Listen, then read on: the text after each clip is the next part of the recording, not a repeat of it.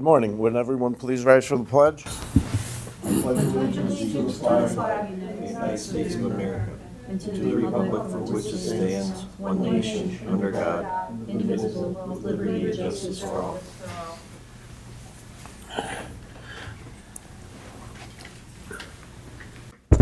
This is not an actual meeting. This is a hearing that's required by the Home Rule Charter. We do 3 in the outside of the county, in the surrounding area of the county, and once in the county seat. So we're here today for the final reading of it. And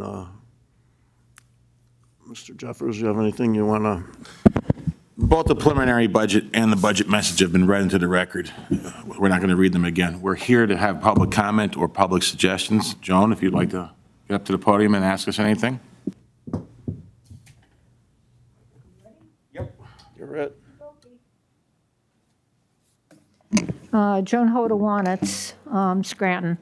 I just have a few areas if you can comment after I sit down. The Office of Youth and Family Services, I looked at the revenues and the expenses, and obviously there's considerable change between the adopted 2023 budget, the estimate for 2023, and the projected 2024.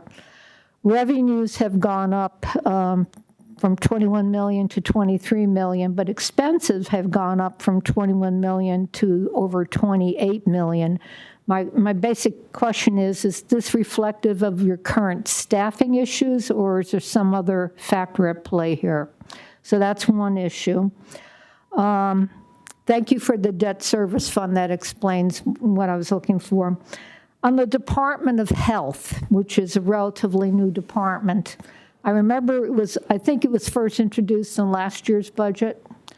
And this year, looking at the revenues and the expenses, again, revenues went up from 2.7 million to 4 million, and expenses from 2.7 million to 4.7 million, which ended up with being a deficit of $642,000 because expenses are projected to exceed revenues next year.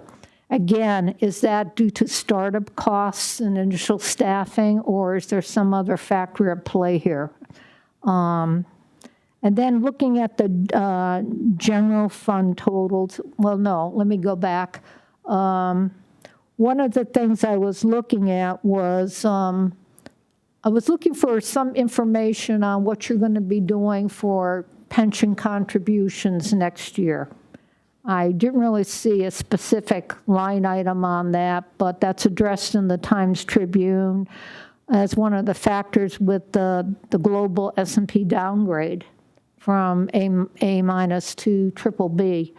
So if you can talk about what you're planning on pension contributions for next year. Thank you.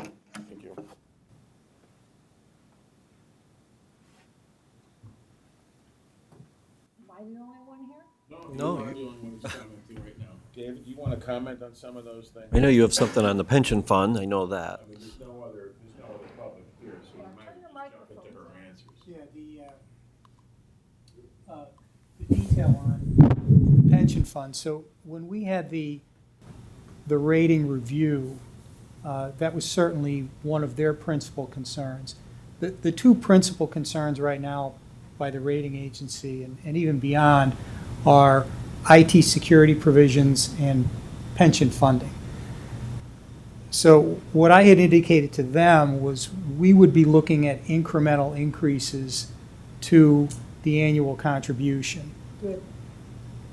So we started in the 2024 budget by increasing that contribution by $250,000. It doesn't get us to what that actuarial requirement is, which is close to $8 million, but it's a start. Yeah. Now, I advise the rating agency that going from a $3 million plus contribution to an $8 million contribution is not realistic. But we're going to have to make incremental increases in that adjustment on an annual basis. $250,000, knowing where our budget is at this year, was a realistic number. But in order to close that gap, that number's probably going to have to go up in future years. Well, at least you have a plan going forward. Well, and for years, Joan, don't forget, they didn't fund the I know. budget at all, and that was the first administration to address that problem. It's just like neglecting infrastructure and a whole lot of other things. Unfortunately, the right. piper's playing his pipe.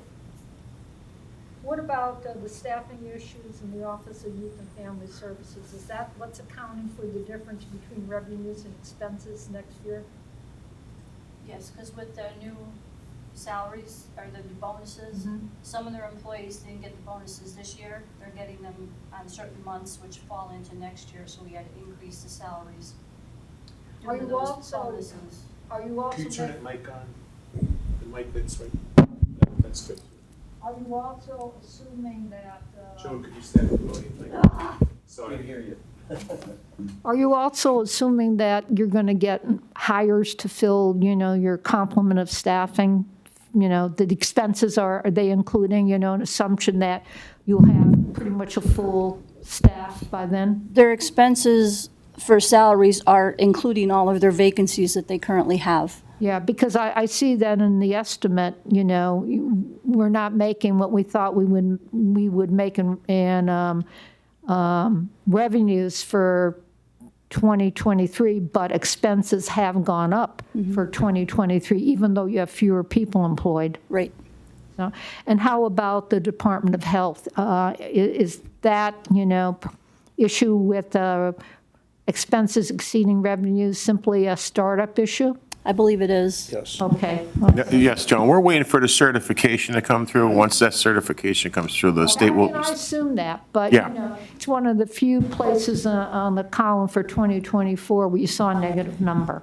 right. 642,000, which is not chump change. Right. So I assume that was the issue, but, not having any footnotes in the document, which I like footnotes, by the way. I always told Durkin that. He never did it.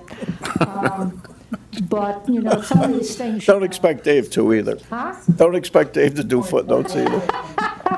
You didn't do it for the city, you're going to do it for the county.